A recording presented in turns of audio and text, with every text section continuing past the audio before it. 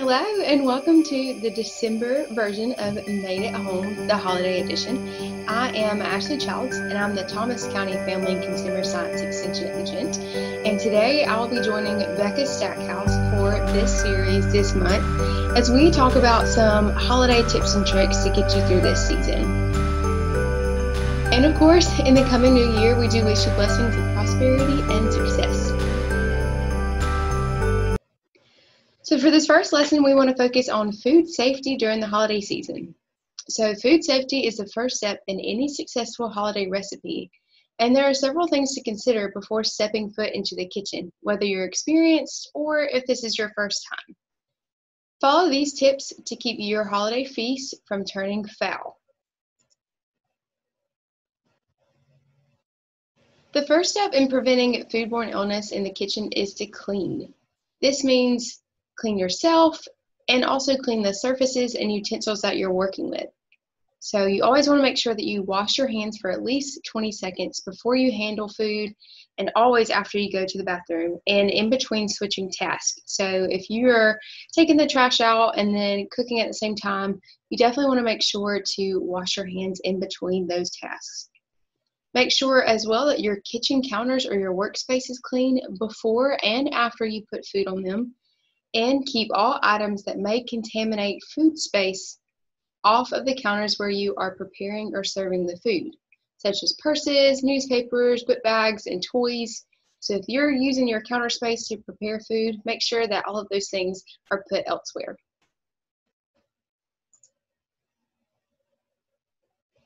Our second step is to cook all of your food to a proper internal temperature. The only way to tell if food is cooked fully is to use a clean, properly calibrated food thermometer. If you're cooking a turkey that comes with a pop-up temperature indicator, it is still important to check with a food thermometer and not just rely on the pop-up. There are different minimum internal cooking temperatures for various dishes, so be sure you know the right one to aim for.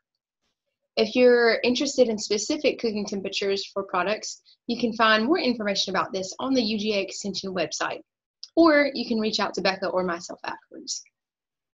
As a note, if you're cooking a roast or chops, you do want to let the meat rest for at least 3 minutes before carving or serving.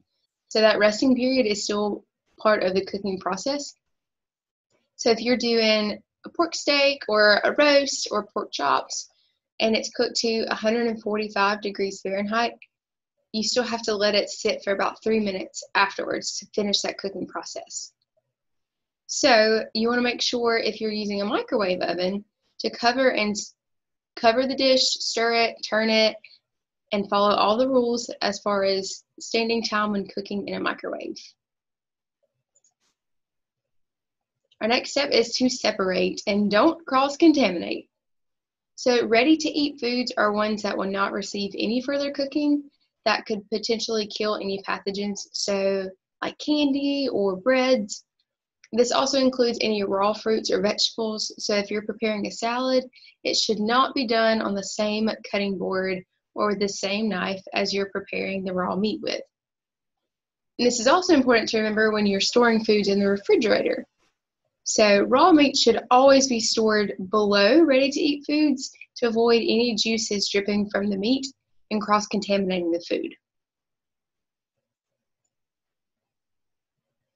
And lastly, chill, meaning refrigerate promptly. To ensure that food in your refrigerator or freezer is stored at the proper temperature, you want to keep a thermometer in both and check regularly to see that the refrigerator stays at 40 degrees Fahrenheit or colder and the freezer stays at 0 degrees Fahrenheit or colder. When you're finished with foods, make sure to put them back in the refrigerator as soon as you can. If you'll be traveling this holiday season, be prepared by packing either a lunchbox or a cooler bag with ice or a freezer gel pack. If food is left out of the refrigerator for more than 4 hours, it should be discarded. So make sure that everyone has gotten their fill and then pack it up and put it back in cold storage as soon as possible to avoid any pathogen growth. So Becca is going to be preparing a recipe for you today, and it is a rosemary orange roast turkey. So just in time for the holiday season. So she's going to prepare that for you, and you see here that it looks absolutely delicious, the recipe does, and she's going to walk you through the steps on how to make it. Hi guys, welcome to our December Made at Home. It's almost our next holiday season. Aren't you excited? We are going to make a rosemary and orange roast turkey. So there are several ways you can go about it. We're going to show you in a crock pot how we're going to put it together. And then we'll check our temperature, and then we'll be able to enjoy a turkey. So I didn't go with getting a whole 12-pound turkey because you may have just had turkey, but I went with a turkey breast. So we have a turkey breast in our crock pot, and we're gonna do this kind of not by our recipe, but the same things apply when you're using the recipe. So we're going to add our orange juice and our water to our turkey. We're gonna add in our black pepper, our salt, and our apple cider vinegar. We're gonna add in our tablespoon of butter.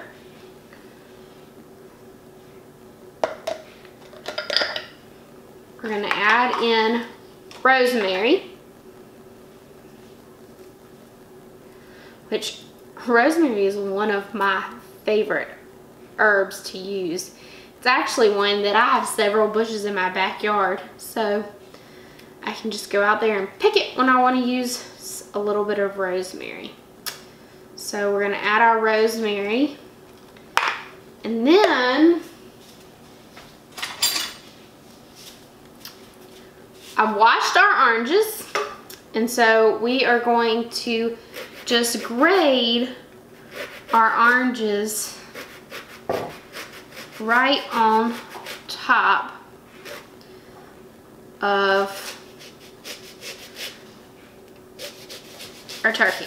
And so this is gonna be our rosemary orange turkey. So it just gives you a difference of what you may normally do to your turkey. And just getting a turkey breast means that you don't have to have a whole 12 or 20 pound turkey, but with just a little bit, you're able to still enjoy some turkey. Or if there's just a few of you, you don't have to cook a large turkey. So we've got our turkey in our crock pot. We're gonna set it to 4 hours.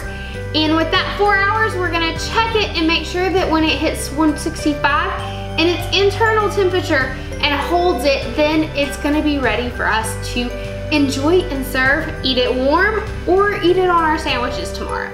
So we will check back with it in about 4.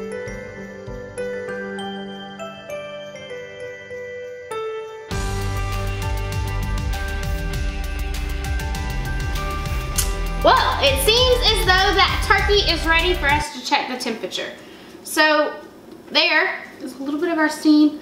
We are actually gonna remove our turkey from being inside of its own little environment here.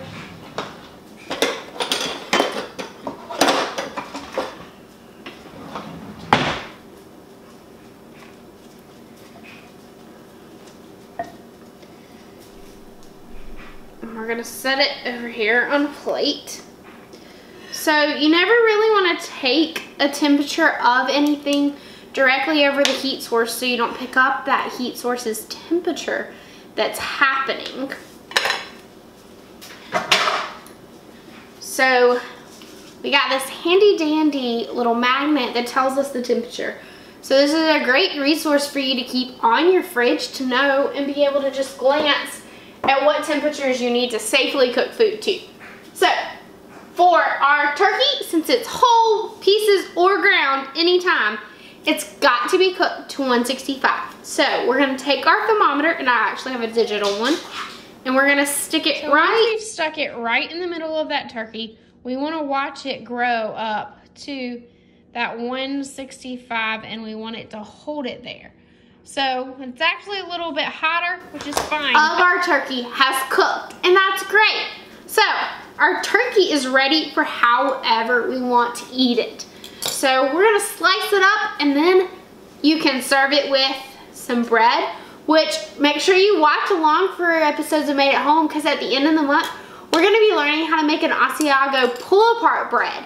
So you can have it with bread and then some salad, some green beans, some sides, and enjoy your turkey. So again, I made this with a turkey breast so that I didn't have the whole turkey. And I did it in the crock pot, and so it cooked for about 4 hours. So it's ready to eat. You can cook it in the oven if you want. Lots of ways to cook it. I just chose to cook it in the crock pot so that I could do and prepare some other things while that turkey was cooking. Thanks for joining this episode of Made at Home. Have a fantastic December. And again, my name is Ashley Childs, and I'm the Thomas County Family and Consumer Science Agent. And we will see you next week for our Made at Home Holiday Edition.